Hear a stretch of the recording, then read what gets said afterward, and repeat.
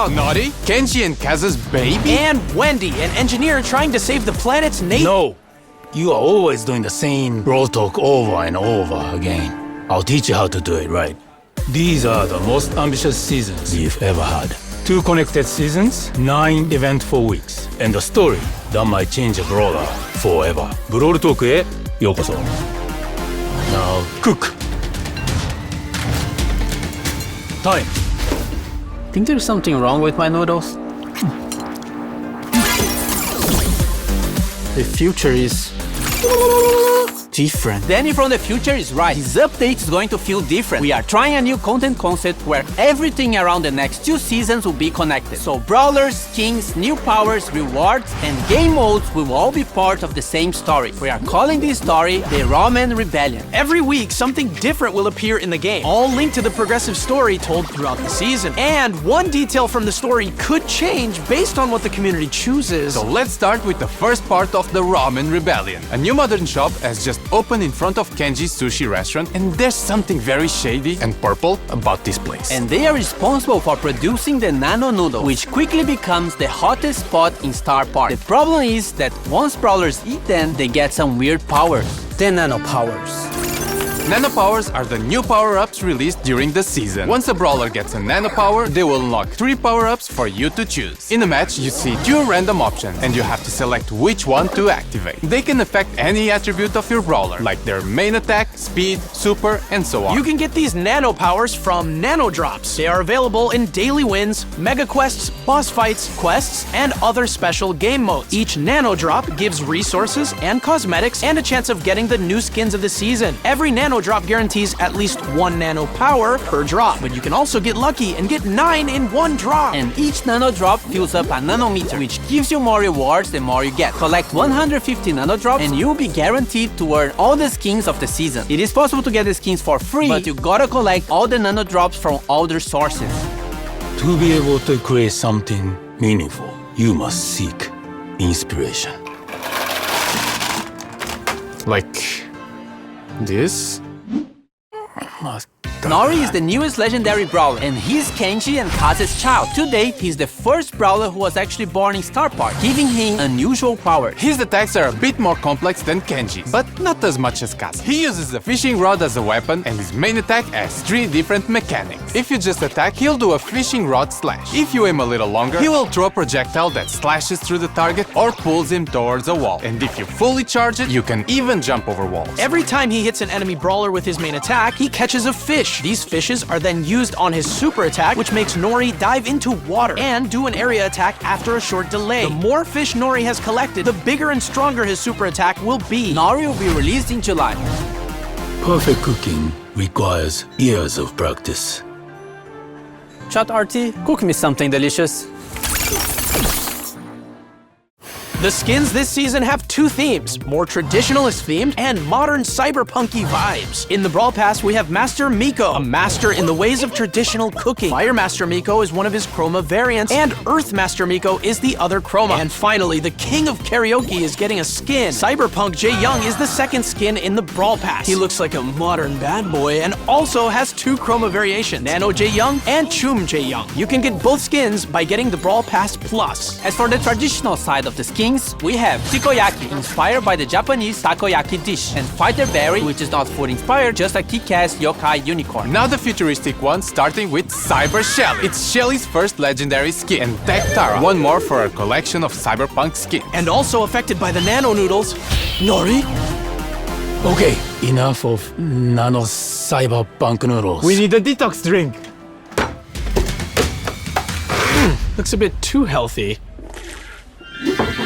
Oh no, he's becoming a vegan.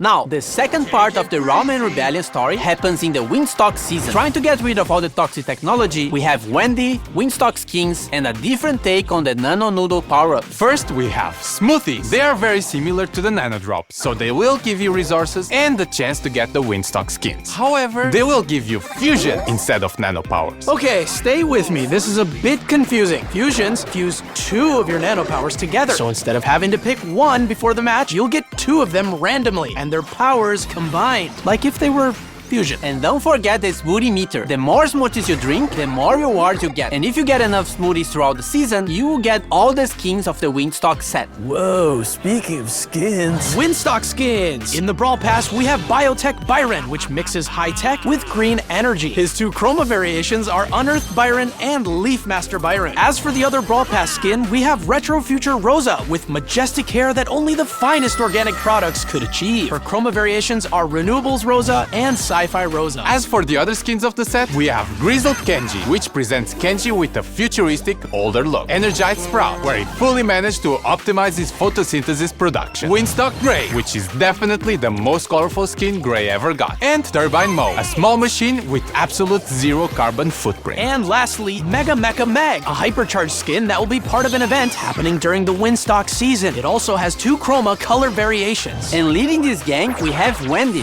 She was an engineer working for the Evil Corp Nanostar and saw how much they were damaging the environment. So she left to build Windstock. With all her knowledge, she managed to build a fully green energy, wind-powered ecosystem. As she supports nature, she also supports the Brawler. With her main attack, she fires a projectile that either damages the enemy or gives allies a shield. As for her super, she deploys the biggest shield you've ever seen in Brawl, and it'll absorb a percentage of the damage you and your teammates receive. Wendy is the Brawler coming out in August.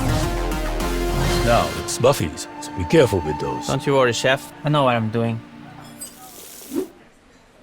Two trios are getting buffies in this update. The Arcade Trio with Rico, Brock, and 8-Bit, and the Super Seed Trio with Max, Surge, and Meg. Rico's gadget got reworked. Multi-Ball Machine deploys a vending machine that, when destroyed, releases projectiles in all directions. When buffied, Rico can load it up with more projectiles by shooting at it. Giga Gumball gadget makes Rico fire a giant gumball that splits into smaller projectiles when hitting a wall or an enemy. When buffied, both projectiles also slow enemies. Super Bouncy with the Buffy makes his bounced bullets get extra supercharged when hitting an enemy. Robot Retreat with the Buffy increases his speed even more at 10% HP. Rico's Hyper Buffy makes his projectile speed increase and adds more projectiles. Brock also got a rework to his super. Now his super will follow his movement. Rocket places can now be aimed, and when buffed, it gains a short speed boost if the rocket hits the enemy brawler. Mega Rocket, when buffed, splits the Mega Rocket into 4 smaller rockets that deal less damage. More rockets Buffy makes him move faster when using the super. Rocket number 4 Buffy makes Brock's attack range increase every few seconds. Brock's Hyper Buffy adds extra small rockets to his main attack. And 8-Bit, completing the Arcade Trio. Buffy'd cheat cartridge now fully heals the damage booster and heals 8-Bit for some time. Extra credits got reworked and can fire an extra salvo of projectiles during his main attack. When buffied, these projectiles can also bounce to nearby enemies. Boosted Booster, when buffied, makes the damage booster drop ammo clips that can be collected by allies. Plugged in, when buffied, also grants the speed boost to allies. And his Hyper Buffy gives 8-Bit unlimited ammo and allows 8-Bit to interrupt his attack with another attack on command. Now the Super City Trio, starting with Meg. Her super is getting a rework. It now does area damage when she transforms. When hypercharged, it makes Field the Steel larger, and when summoning her mecha, it slows brawlers hit by it. Toolbox gadget now repairs the mecha, and when buffed, it lasts longer and also heals allies. Jolting Volts makes Meg eject from her mecha and launch it forward, dealing damage. When buffed, the mecha also leaves a trail of fire. Force Field Star buffing makes Meg gain a speed boost while her shield is active. And Heavy Metal now heals Meg for every enemy hit with Fieldless Steel. When buffed, it also steals ammo from the enemy brawler's hit. And her Hyper Buffy makes the mecha basic attack explode when hit. And when outside the mecha, makes her main attack homing. Max. Phase Shifter is now aimable, and when buffed can phase shift a second time. Sneak Sneakers can now be triggered by pressing the gadget again or after 3 seconds. When buffed, after teleporting back, it refills her ammo and heals nearby allies. Supercharged now extends the duration of her super when hitting an enemy, and when buffed, it also gives a shield to your allies. Run and Gun. When buffed, gains a speed boost when hitting enemies. And her Hyper Buffy makes her main attack also charge the supers of nearby allies. And finally, the last one, Surge. Power Surge now increases his supercharge rate for a short time. When buffied, it also increases his reload speed. Power Shield, when buffied, also reduces the cooldown of the gadget if Surge gets hit. To the Max now makes Surge's attack bounce off walls. When buffied, the projectile creates smaller projectiles when hitting a wall. Serve Ice Cold now makes Surge spawn with his super charge. When buffied, Surge gets a speed boost when using his super on stage 3. Surge's Hyper Buffy gives him a smaller projectile after his main one. And lastly, Surge also gets a hypercharge rework, which makes him shoot projectiles in all directions when landing his super.